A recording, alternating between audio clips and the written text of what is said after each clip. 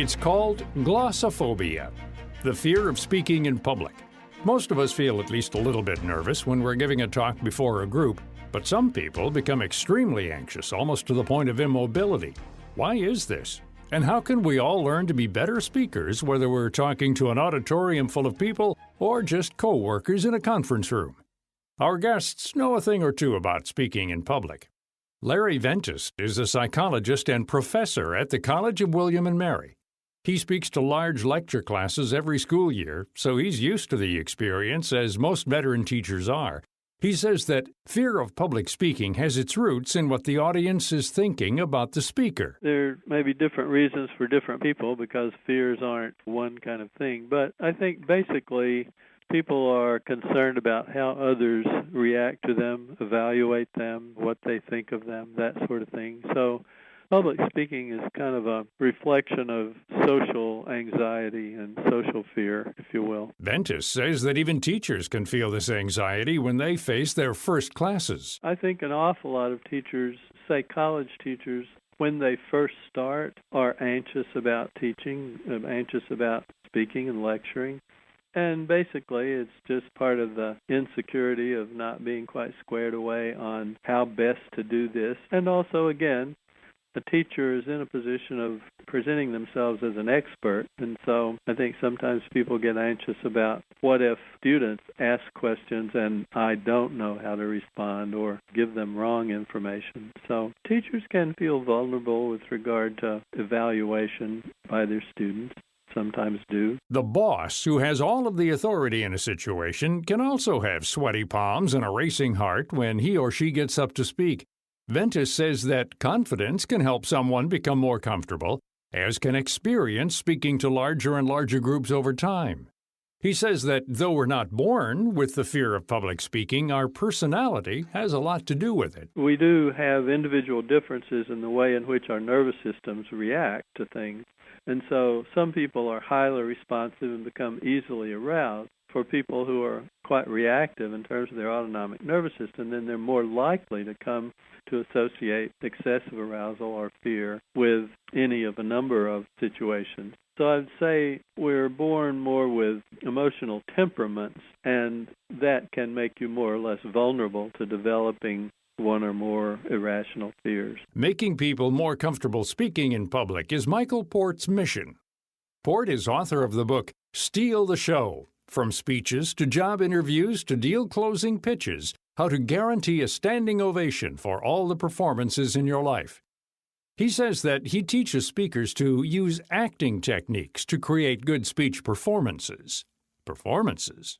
Isn't that being deceptive and phony? Nothing could be farther from the truth as far as I'm concerned in Steal the Show.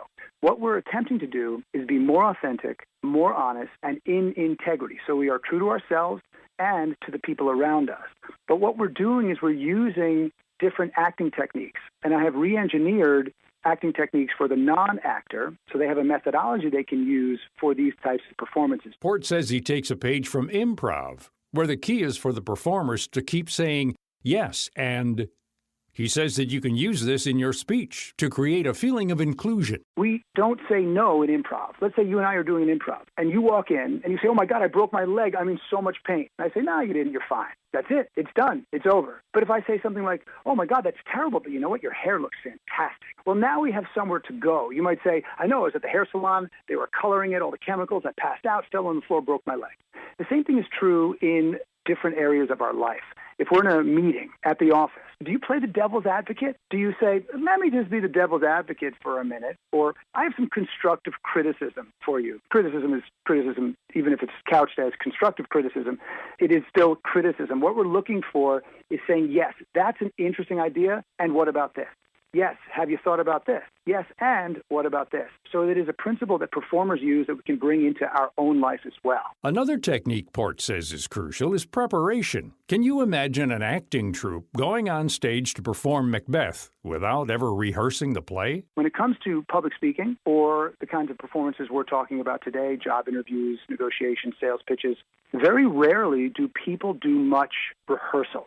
And of course they wouldn't, because they don't know how to rehearse. Nobody taught them. I mean, I went to the graduate acting program at NYU and I got a master's in acting. So Of course, I was taught how to rehearse, but most people don't know that. So what I've done in Steal the Show is demonstrate and articulate and put together a plan for rehearsal for these different types of situations. And one of the things that people often ask is, how do I overcome the fear of actually standing up and performing in front of others? And the easiest way to do that is to know what you're doing when you get up there.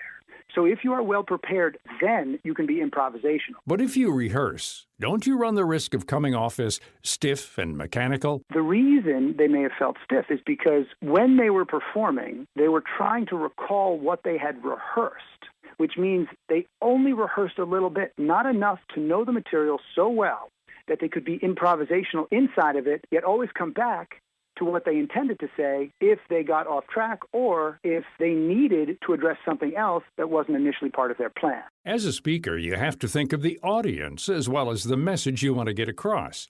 He says there has to be one big idea in a speech to make it memorable, and you have to make sure it's true to you. In other words, the message and the messenger have to be aligned. Port says that Dr. Martin Luther King's I Have a Dream speech is a good example. Second, you have to have a promise. What is the promise of your presentation? What are they taking away from it very specifically? And then we want to make sure that we can demonstrate that we know how the world looks to the people in our audience, because they need to know that we know how the world looks to them.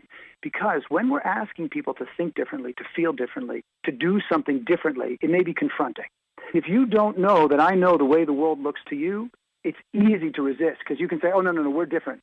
I understand how you can feel that way, but we're different. So we're attempting to make sure that the people we serve know that we know the way the world looks to them. Next, you have to be able to show the audience the consequences of not adopting your big idea. And these consequences are usually pretty painful, because people often move from pain faster than they will move toward the reward, which is number 5. We need to be able to articulate, demonstrate those rewards, but the pain is even more important initially because the rewards may seem so far off that they may not seem possible. Port says there are also some definite don'ts to keep in mind when you give a speech. Wandering. Wandering is one of the biggest mistakes that people make. It is one of the most common mistakes that you see. Someone will wander back and forth on stage because they don't know what to do with their body or where to go, and it's also a demonstration that they are not well rehearsed. The other thing that people do is they will often look down in order to remember the next thing they're going to say. So next time you watch a speech, watch for this. Do they look down when they get to the end of a sentence or the end of an idea to try to find the next one? But each time you look down, you disconnect from the audience. Additionally, when we start a speech, we want to avoid filler. Just cut. Get to the point. Get to the chase. You don't need to start off with a big story or a joke. Be very careful about starting with a joke unless you are a comedian and that's your job. But cut to the chase. We also want to avoid saying, okay, let's get started, because usually that's said about 5 minutes into the filler of the presentation. And it started when you walked on stage. It started way before that moment. So what it suggests is that last 5 minutes was a waste of time. Additionally, at the end of a presentation, you want to be careful not to say things like, if you take away one thing from this presentation, take this. Because what that's suggesting is that, let's say it was a 60-minute presentation, you really only needed about 5 minutes out of that 60 minutes. The 55 minutes, they could have done something else, like had a pina colada and gone swimming.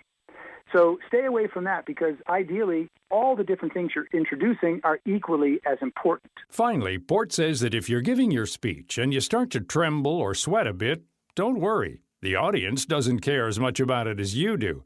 If you feel like you must do something, then acknowledge it. Say you're a bit nervous, and then move on. You can learn more techniques and strategies for speaking in public in Michael Port's book, Steal the Show, available in stores and online at stealtheshow.com. To find out more about Professor Larry Ventus, you can log on to the College of William and Mary's site at wm.edu. To learn more about all of our guests, log on to our site at viewpointsonline.net. You can find archives of past programs there and on iTunes and Stitcher. I'm Gary Price.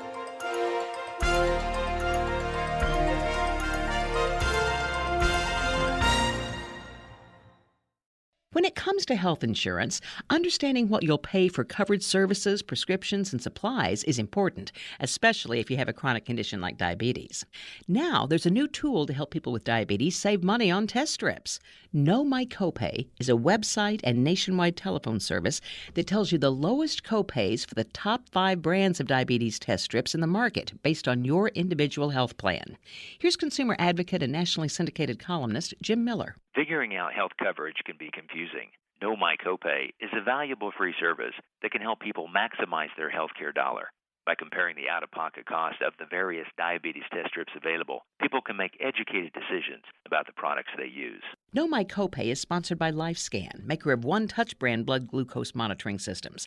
Find the lowest copay for your test strips at knowmycopay.com or by calling toll-free 1-844-807-8936. That's knowmycopay.com. June is Alzheimer's and Brain Awareness Month. The Alzheimer's Association is encouraging everyone to learn the truth about Alzheimer's. First, Alzheimer's is not normal aging, and with a wide variety of possible symptoms, it's more than just memory loss. The truth is that Alzheimer's disease is fatal, and even though it can't be prevented, cured, or even slowed, early detection matters, according to Ruth Drew, Director of Family and Information Services of the Alzheimer's Association. An early diagnosis of Alzheimer's allows people living with the disease and their families more time to plan for the future. It also allows these individuals to get the most out of treatments that may address symptoms and help maintain independence longer. They may also be able to participate in a clinical trial to help researchers discover a cure.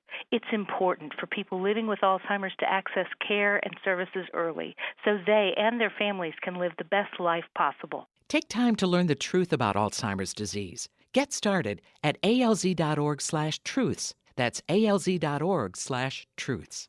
Medicare and their list of suppliers continue to change, so if you have diabetes, it may affect where you get your testing supplies. But rest assured that your number one doctor-recommended one-touch testing supplies are always covered by Medicare Part B at your local pharmacy and select mail-order suppliers. Dr. Brian Levy, Chief Medical Officer at LifeScan, maker of one-touch products. Some mail-order suppliers may offer a limited selection of diabetes testing supplies. They may try to switch you to a different brand, saying your current products are no longer covered. That's just not true. You are entitled to continue using the products you know and trust and that have been recommended by your healthcare professional at no additional cost. Remember, you have a choice. Stay with the number one brand used by Medicare patients. For questions about coverage or where to get your one-touch testing supplies, call 1-844-942-2654 or visit www.onetouch.com/Medicare. Medicare Part B is not a guarantee of coverage and payment, which may be subject to coinsurance, deductible, and patient eligibility requirements.